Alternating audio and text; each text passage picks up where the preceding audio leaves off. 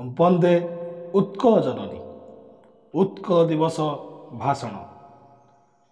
ପରମ ବୈଭବମୟୀ ମୋ ଉତ୍କଳ ଭୂଇଁ, ଆଜିର ଏହି ମହାନତାର ମହାମଞ୍ଚରେ ଉପସ୍ଥିତ ସଭାପତି ମହୋଦୟ, ପୂଜ୍ୟ ଗୁରୁଜୀ ଓ ଗୁରୁମା ବୃନ୍ଦ, ମଞ୍ଚ ସମ୍ମୁଖରେ ଉପସ୍ଥିତ ସମସ୍ତ ଛୋଟ ବଡ଼ ଭାଇ ଓ ଭଉଣୀମାନଙ୍କୁ ଅନେକ ଶୁଭେଚ୍ଛା ଓ ଅଭିନନ୍ଦନ। ଚଳିତ ବର୍ଷ 88ତମ ଉତ୍କଳ ଦିବସ ପାଳନ କରୁଛି ଓଡ଼ିଶା। ଏହି ଦିନକୁ ନେଇ ସାରା ରାଜ୍ୟବାସୀ ଉତ୍ସାହିତ ଥିବାବେଳେ ଗର୍ବର ସହ ଉତ୍କଳ ଦିବସ ପାଳନ କରନ୍ତି ପ୍ରତିଟି ଓଡ଼ିଆ। ନିଜକୁ ଓଡ଼ିଆ ଭାବେ ଗର୍ବ ଅନୁଭବ କରନ୍ତି। ଅପ୍ରେଲ 1ରେ ହିଁ ଓଡ଼ିଶା ପାଇଥିଲା ନିଜର ସ୍ୱତନ୍ତ୍ର ପରିଚୟ। ପୂର୍ବରୁ ବିହାରର ଏକ ଅଂଶ ହୋଇ ରହିଥିବା ବେଳେ 1936 ମସିହା ଅପ୍ରେଲ 1ରେ ନୂତନ ପ୍ରଦେଶ ଭାବରେ ପ୍ରତିଷ୍ଠା ହୋଇଥିଲା ଓଡ଼ିଶା। ତେବେ ସେହି ସମୟରେ ରାଜ୍ୟର ନାମ ଥିଲା ଉତ୍କଳ, ତେଣୁ ଏହାକୁ ଉତ୍କଳ ଦିବସ ଭାବରେ ପାଳନ କରାଯାଏ। ଅପ୍ରେଲ 1ରେ ଓଡ଼ିଶା ସ୍ୱତନ୍ତ୍ର ଭାଷାଭିତ୍ତିକ ରାଜ୍ୟର ମାନ୍ୟତା ପାଇଥିଲା। ଓଡ଼ିଶାର ସ୍ୱତନ୍ତ୍ର ପରିଚୟ ଏବଂ ପ୍ରତିଷ୍ଠା ଦିବସକୁ ମନେ ରଖିବା ପାଇଁ ଏହି ଦିନକୁ ପାଳନ କରିଥାନ୍ତି କୋଟି କୋଟି ଓଡ଼ିଆ।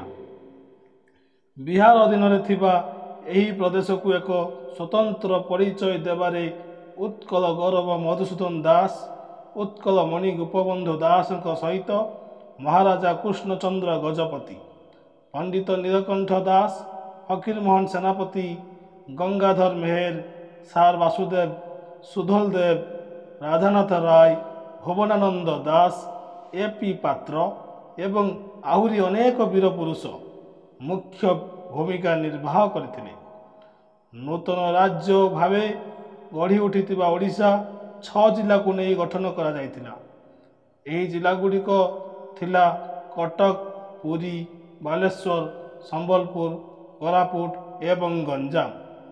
ତେବେ ରାଜ୍ୟର ରାଜଧାନୀ ଥିଲା କଟକ।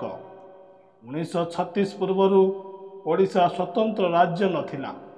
ପଶ୍ଚିମରେ ସମ୍ବଲପୁର ମଧ୍ୟପ୍ରଦେଶ ସହିତ ମିଶିଥିବା ବେଳେ ଉତ୍ତରରେ ବାଲେଶ୍ୱରରେ ବଙ୍ଗଳାର ପ୍ରଭାବ, କେତେକ ଅଞ୍ଚଳ ବିହାରରେ, ଦକ୍ଷିଣରେ ଗଞ୍ଜାମ ମାଡ୍ରାସ ପ୍ରେସିଡେନ୍ସି ଅଧୀନରେ ଥିଲା। କିନ୍ତୁ ଉତ୍କଳ ଗୌରବ ମଧୁସୂଦନ ଦାସ, ଉତ୍କଳମଣି ଗୋପବନ୍ଧୁ ଦାସ, ମହାରାଜା କୃଷ୍ଣଚନ୍ଦ୍ର ଗଜପତି, ବ୍ୟାସକବି ଫକୀରମୋହନ ସେନାପତି, ରାଧାନାଥ ରାୟ, ଗଙ୍ଗାଧର ମେହେରଙ୍କ ପରି ବୀର ପୁତ୍ର ସ୍ୱତନ୍ତ୍ର ଓଡ଼ିଶା ପ୍ରଦେଶ ଗଠନ କରିବା ପାଇଁ ସଂଘର୍ଷ କରିଥିଲେ।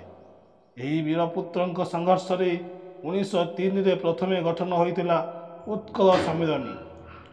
ଜୋରଦାର ସଂଗ୍ରାମ ପରେ 1936 ମସିହା ଅପ୍ରେଲ 1ରେ ଗଠନ ହେଲା ସ୍ୱତନ୍ତ୍ର ଓଡ଼ିଶା ପ୍ରଦେଶ।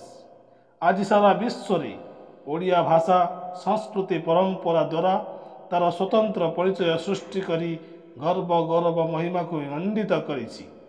ଏ ମାଟିର ମହକରେ ଅତି ଆନନ୍ଦରେ ପ୍ରତିଟି କ୍ଷେତ୍ରରେ ଆଲୋଡ଼ନ ସୃଷ୍ଟି କରେ ମୋ ଓଡ଼ିଆ ଭାରି ବଢ଼ିଆର ପଦଟିଏ କଥା। ସେଥିପାଇଁ ଆମେ ସମସ୍ତେ ଗର୍ବିତ। ତେଣୁ ଏକ ସ୍ୱରରେ କହିଥାଉ, ବନ୍ଦେ ଉତ୍କଳ ଜନନୀ, ବନ୍ଦେ ଉତ୍କଳ ଜନନୀ, ବନ୍ଦେ ଉତ୍କଳ ଜନନୀ। ଏତିକି କହି ମୁଁ ମୋର ବକ୍ତବ୍ୟ ଶେଷ କରୁଛି। ଜୟ ହିନ୍ଦ, ଜୟ ଓଡ଼ିଶା।